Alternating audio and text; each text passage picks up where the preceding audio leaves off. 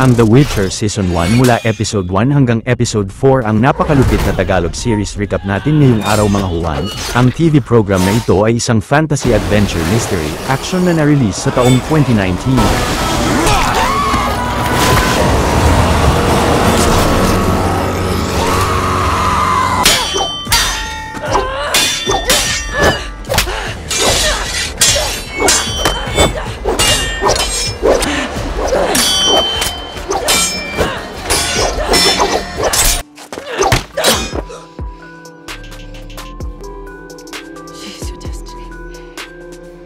Won't touch you.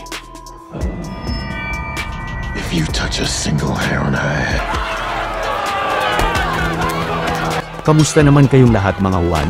Huwag na nating patagalin pa at simulan na natin ang ating astig na Tagalog recap.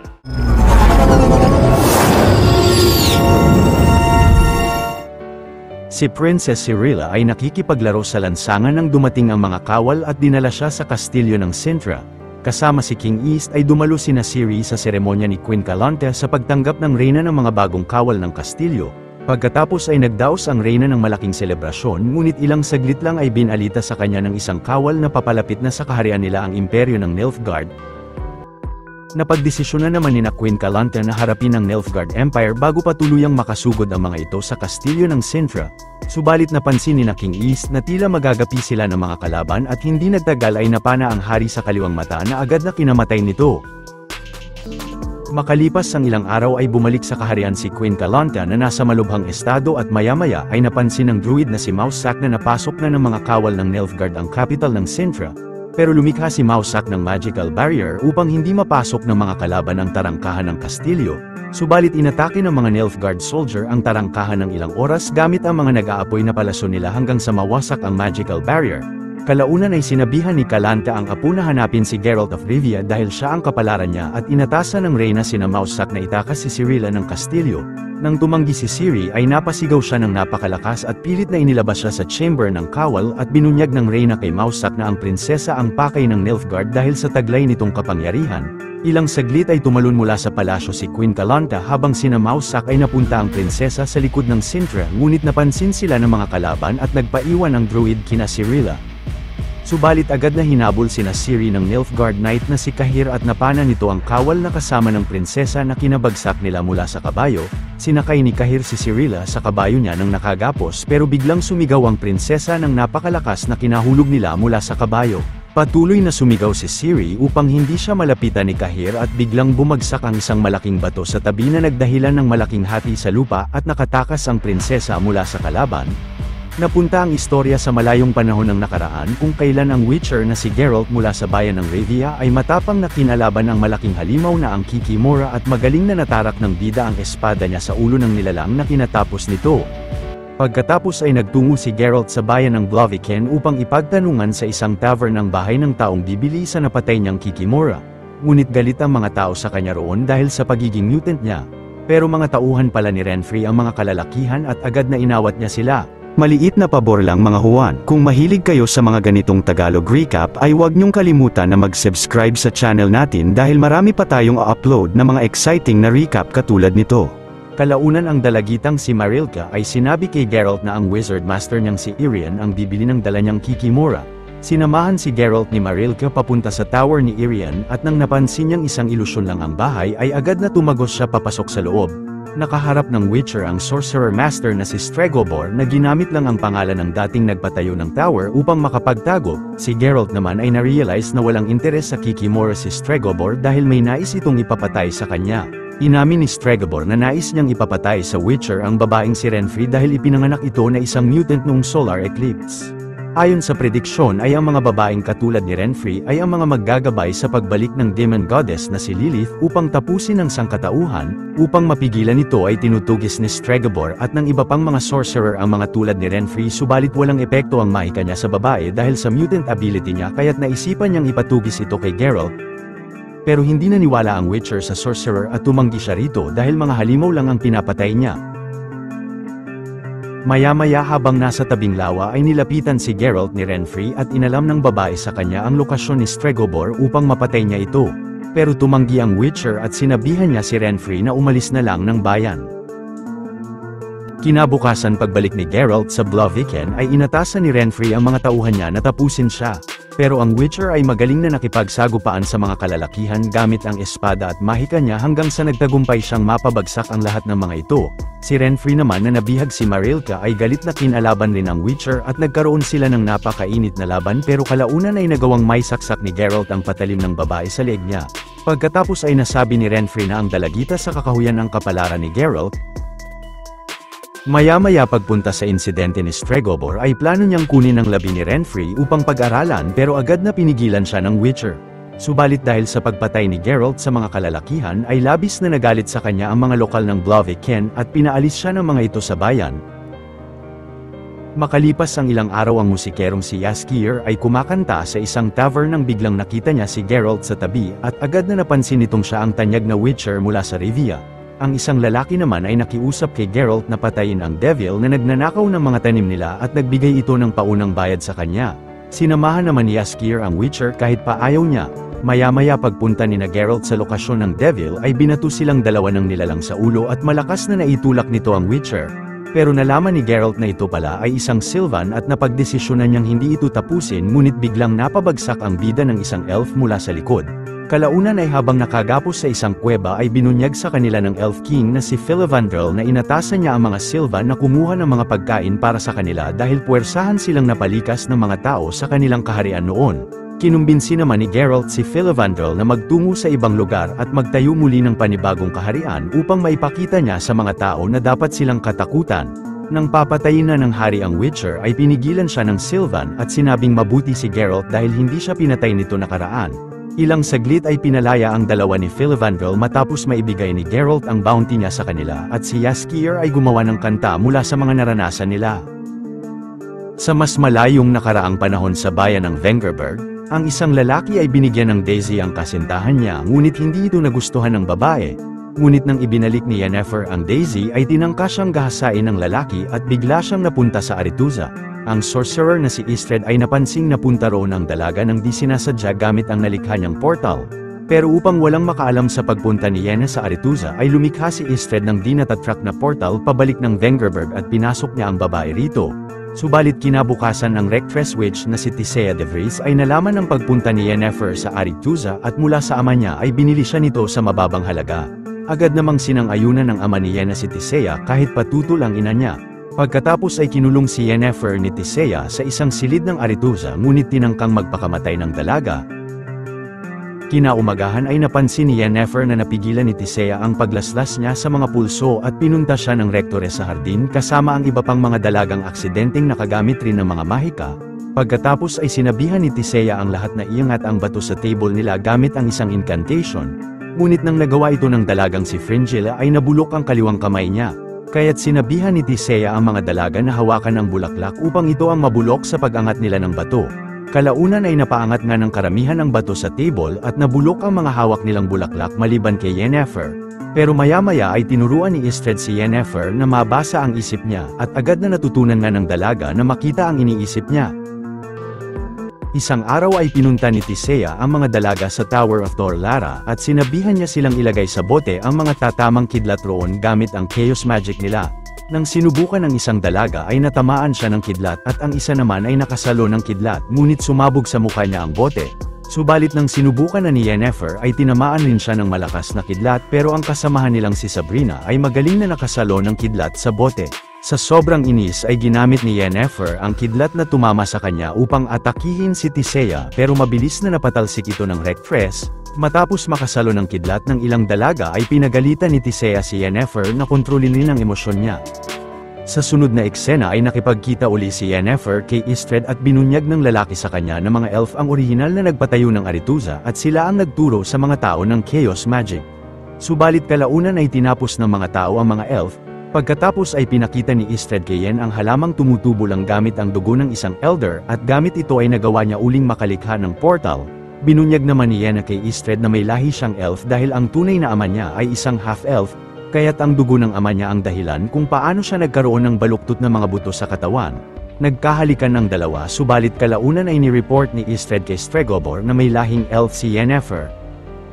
Isang gabi ay nakita ni Yennefer si Tisea na ginawang mga palos ang ilang mga kasamahan niya. Nasabi ni Tisea kay Yennefer na minsan ay kailangang mamatay ng iba para sa ikabubuti nila. Kalaunan ay sinabihan ni Tisea si Yennefer na ihulog sa lawa ang mga palos at biglang nagliwanag ang tubig pati na ang buong gusali ng Arethusa. Napunta na sa kasalukuyang panahon ng istorya kung kailan naisipan ni Cirilla na kulayan ng itim ang buhok niya gamit ang putik sa kagubatan. Pinigilan naman si Ciri na makakain ng mga prutas na may laso ng binatilyong si Dara at ipinagluto niya siya ng daga na nahuli nila. Kalaunan ay nakakita ang dalagita ng Sintran camp sa di kalayuan ngunit hindi sumama sa kanya si Dara.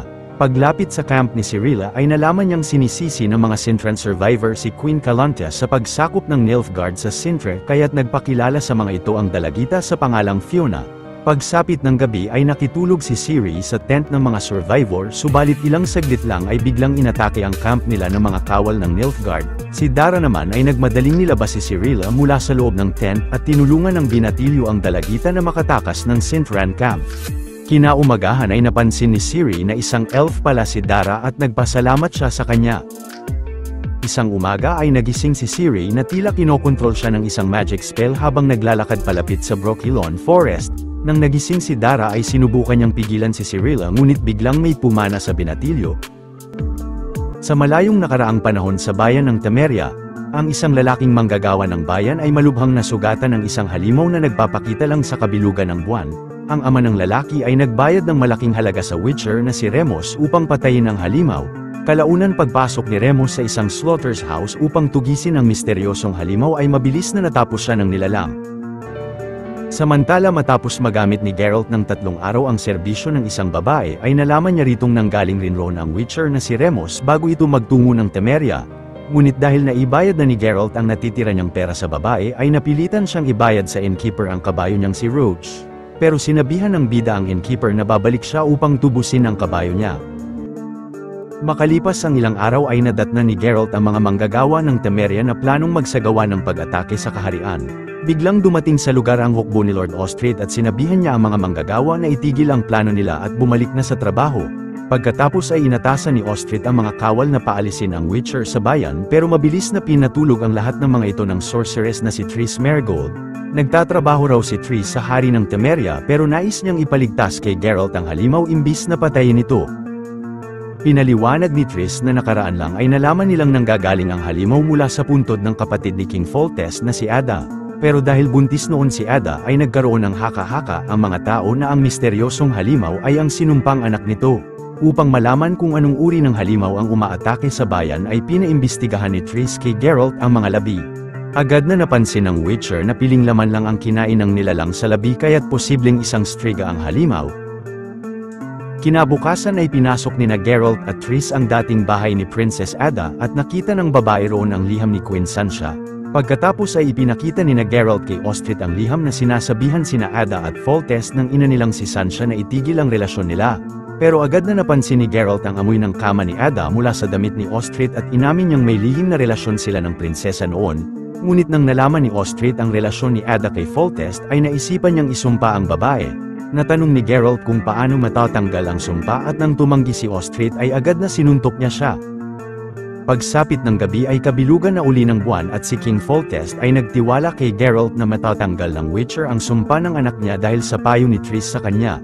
Maya-maya ay ginapos ng Witcher si Ostrid sa kama ni Ada upang ipakain siya sa striga kung hindi niya sasabihin kung paano matatanggal ang sumpa sa halimaw. Napilitang aminin ni Ostrid na hindi niya alam kung paano at kinuwento niyang tinulungan siya noon ng isang sorceress na maglagay ng sumpa kay Ada at nagpabigkas ito sa kanya ng mga lumang elf na kataga. Hindi nagtagal ay bumangon na ang striga mula sa libingan ni Ada at si Geralt ay hinayaan si Ostrid na malamon ng halimaw ang mga laman loob niya. Pagkatapos ay buong lakas na kinalaban ni Geralt ang halimaw gamit ang mga dala niyang iba't ibang uring sandata. Kalaunan nang nahulog sila sa mababang palapag ay nawala ng malay ang striga at sinarado ng Witcher ang daan gamit ang mahika niya. Patuloy na nakipagsagupaan ang Witcher sa striga at ilang saglit nang nagsisimula ng magbukang liwayway ay mabilis na inunahan ng bida ang halimaw na makabalik ng kabaong bago ikulong ang sarili sa loob. Maya-maya ay binuksan ng Witcher ang kabaong at nakita niya ang striga na bumalik na sa katawang tao at nawala na ang sumpa rito. Ngunit gamit ang huling kuko ng babae ay inatake niya si Geralt pero nagawa niya itong makagat sa leeg bago mahimatay dahil sa dami ng dugo na nawala sa kanya.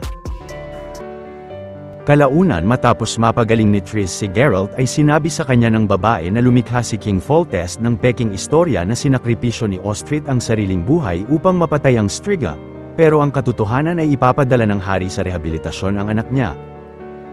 Sa sunod na eksena sina Stregobor kasama ang Brotherhood of Sorcerers ay napagdesisyon ng upang maayos ang problema sa Nilfgaard ay ipapadala nila sa lugar si Yennefer kahit pa mariin natutol rito si Tisea.